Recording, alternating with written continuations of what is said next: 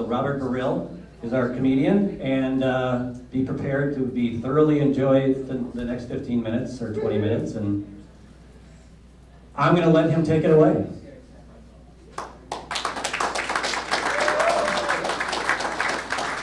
Thank you. Thanks for having me. Although I'd much rather have my time wasted and an audience, but this will work too. Thank you. Thanks for having me. Thanks. This is exciting. I've done a lot of comedy shows before, but never has one of them started late because the audience was debating how much of a douche Hamilton was. So that's a first. That's new to me. But hey, whatever. We'll make it work. Right? With people slowly filing in. I was excited to see that the Twins won today, putting them at, 1-9, 1-10, which my hopes are still up, because even though they're 1-9, they still lead the AL Central in superdelegates. So it's a good strategy on their part. I have to say, following the race on both sides, Hillary does have an advantage going into the April 19th primary in her home state of New York, and the April 26th primary in her home state of Pennsylvania, and the June 2nd primary in her home state of California. I love how she's still trying to pretend to be an outsider. Really? Secretary of State, First Lady, Senate. The only thing Hillary Clinton's ever been on the outside of is Bill's pants. And she is the only one. Yeah, imagine how well that joke would have done if everyone from the bar was in here. Go figure, libertarians not taking the direction well. All right, well, we'll move on. As long as you can laugh at yourselves, right? You guys ever cover your car in bumper stickers with politics and philosophies you disagree with and then purposely drive like an asshole? Yeah, because that's what I do. Fair warning for later if you're cut off by a white Buick LeSabre covered in Mike Huckabee shit, because that's me. Winged ya. Just doing my campaigning. There's some of them out there too. I just don't get the political bumper stickers. They make no sense to me, right? Like, are you ever going to convert someone to your side by driving well? Does that ever happen? Holy shit, Margaret, you see the way that guy merged? It was seamless. Seamless, I tell you. Well, guess I'm voting for Rubio. It's funny because no one did.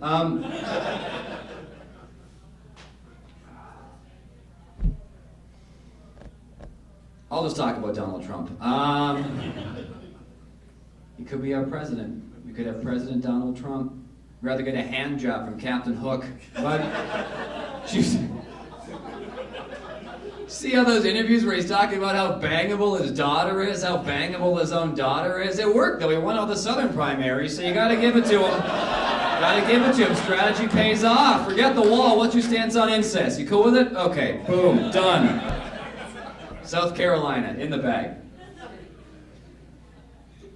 I'm firmly convinced that if Donald Trump announces his VP pick as Grumpy Cat, this whole thing's over. Done. It's done. It's a very compelling ticket. Donald Trump, Grumpy Cat, right? And the beautiful thing about Trump is he seems like the kind of guy that would pick a cat for his vice president. He doesn't give a shit. You can't do it, Donald. There's got to be a human. Fuck you, it's a cat. Love that goddamn thing. No foreign policy experience, doesn't care. You know why he's grumpy, Obama? That's why I'm grumpy too. We have that in common. Plus, he can be assassinated 8 times.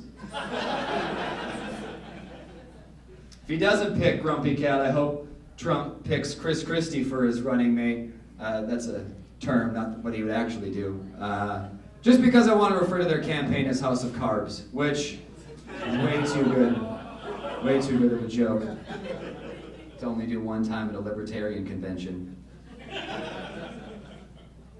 It's important to remember that no matter how angry he looks, Chris Christie is always thinking Arby's. Just make sure you're aware of that. Now, I watched all those Republican debates about terrorism, ISIS, groups like that. The thing that amazes me about ISIS is the fact that they're obviously unquestionably evil, but tech-savvy. They're a tech-savvy group. They're hip. They're hip. Right? I don't know if you guys saw this. They're up for 3 Teen Choice Awards this year. Wasn't aware of that, but that's... Come on. Come on. Just joking. I think. I don't know. I don't follow the Teen Choice Awards. They'll lose to Taylor Swift anyway. She's unstoppable. Not even ISIS can take her down. The thing about ISIS, though, I mean, that is kind of amazing, right? For being so evil and yet such an internet, because that's how they get all their new followers. The internet. People that are too busy to be full-time terrorists, but can still learn about it on their nights and weekends. You know, it's kind of like the University of Phoenix Online, but with better job placement.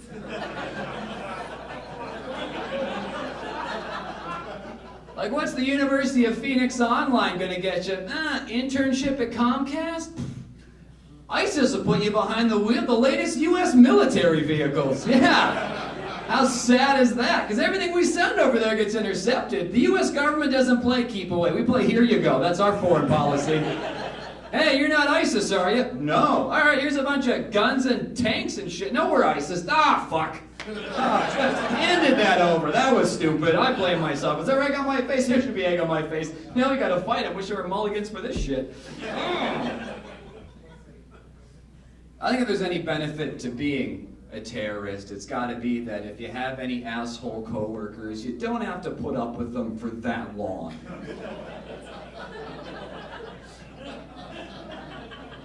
It's like, man, I'm sick of Yusuf shit. Well, if you can make it till Thursday, he is blowing himself up. All that leftover hummus will be yours. And you're right, Ahmed, I'm being way too radical. Look, white people, it's only gonna get worse, all right? So just get on board now. Would have figured I could make fun of terrorists at a libertarian convention. It's not. One guy in the back. Thank you. Thanks, man.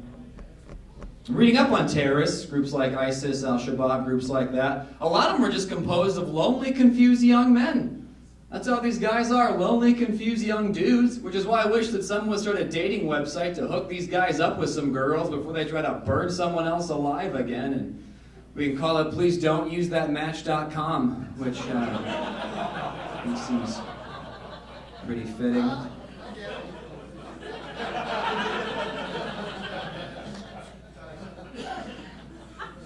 Always nice when one person talking a normal voice is easily heard behind the podium up here.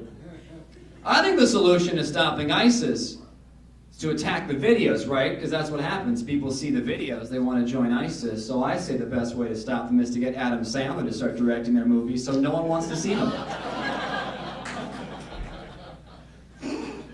I figured terrorists, all right, touch you, go after Sandler. Maybe he's a riper target.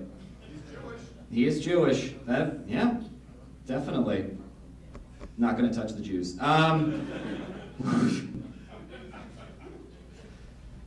Obama's got a plan for ISIS, right? Drones. And if there were any real journalism left in this country, the front page of every newspaper would just be, President still killing people from the sky.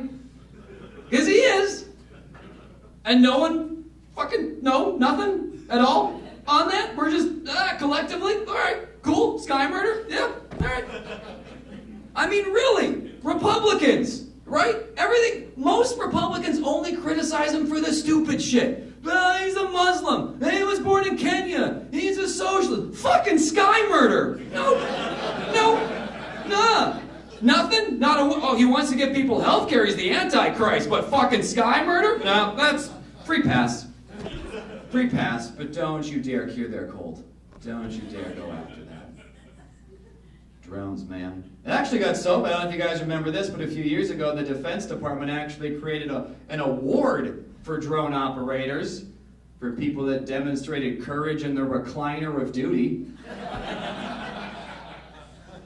And it was worth more than the Purple Heart, right? On the scale of prestige, it was Purple Heart Droney, which really wasn't what the award was called, but I think it would have been cute if it had been, because that would have made for a fun award show. Right? And the Droney for Best Accidental Wedding Massacre goes to NATO Commander Tom Mufflin. This is Tom's first Droney. He was previously nominated for last year's Oops, That Was a School. So, and Tommy? just don't get how we don't criticize Obama more for that. Sky murder, right? Republicans, go after fucking Sky murder. Go after him for that, right? To me, that'd be like if the president of the United States was Ted Bundy, and the opposing party was like, hey, don't vote for Ted Bundy. That guy's an atheist. You mean the guy that brutally murdered all those women with a brick? Yeah, but he doesn't believe in God. Okay, all right. More opposed to the fucking brutal murder, but sure, whatever floats your boat. My parents, not particular fans of Obama. My folks are so conservative, they deny gays the right to adopt a highway. Ironically, though, their car insurance, progressive. So, switch. This is true. I have an uncle that is savagely opposed to gay marriage. And yet, this same uncle, morbidly obese. Now, the only reason I bring this up is because to me that just seems a tad hypocritical, right? Because if you think about it, any argument that you can apply to gay marriage can just as easily apply to really, really fat marriage. One, it's not natural. If it had been a 1,200-pound Indian, the other Indians would have killed him and used all the parts. Two, it's a lifestyle choice. No one's born weighing 750 pounds. Three, you just know they're going to raise really, really fat kids. Four, they're defying God. Your body's supposed to be a temple, not a coliseum. And five, the sex is kind of gross. So when you match it up, it does kind of make sense, I guess, when you think about it like that. I fall a little bit more to the left myself politically, although I admit when it comes to intercourse, I am bipartisan. On one occasion, I did sleep with a girl named Reagan, and it was by far the most presidential intercourse I've ever had in my life. You guys, I poked Reagan's bush after she hoovered my Harding Johnson, and in the end, I Clintoned on her teddy, so it worked out well for everybody. Worked out well for everybody.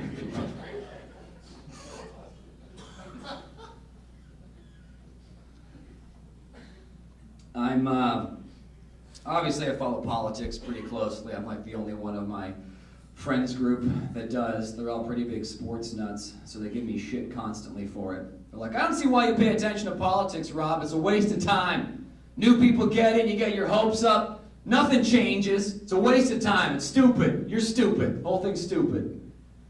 Yet these are the same assholes every fall who are like, oh, Vikings here, bro. Like, are you shitting me right now? That's the same goddamn thing. Actually, it's not, because we'll wind up with free education and healthcare long before the Vikings win a Super Bowl. And I'm a fan, right? But look at the numbers. The Vikings have been playing professional football since 1961. What's happened since 1961? Moon landing, Civil Rights Act, legalized abortion, first black guy on the Supreme Court, first woman on the Supreme Court, won a Cold War, first black president, legalized gay marriage, pot's gonna be legal soon, peace deal with Iran, still no fucking Super Bowl. By the time the Vikings finally win that game, our president is gonna be an atheist, bisexual, transgendered, Inuit little person. And our primary mode of currency will be the hug. 2 hugs, I bought that now. Now I'm going home with my car powered on good feelings.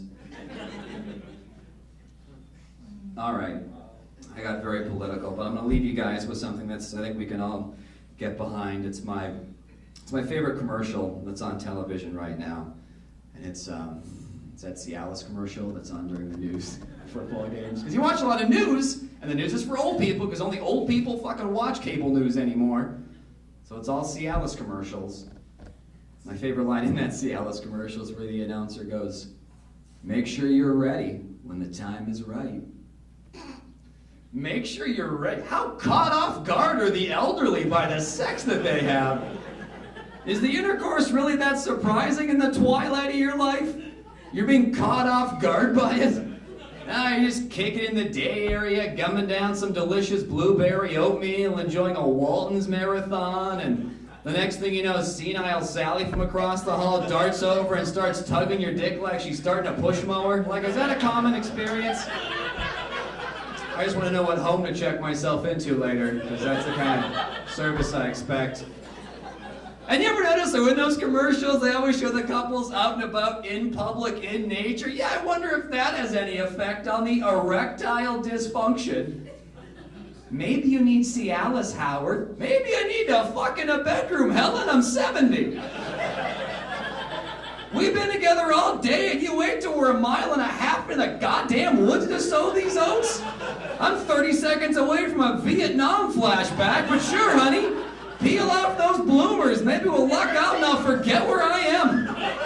Where does this urge even come from? All you do is ignore my boners, yet the second you see a river and a forest, your vagina decides it's hungry for the first time in 35 years?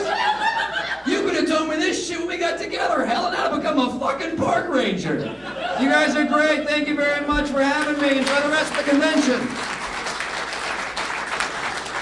Thank you so much.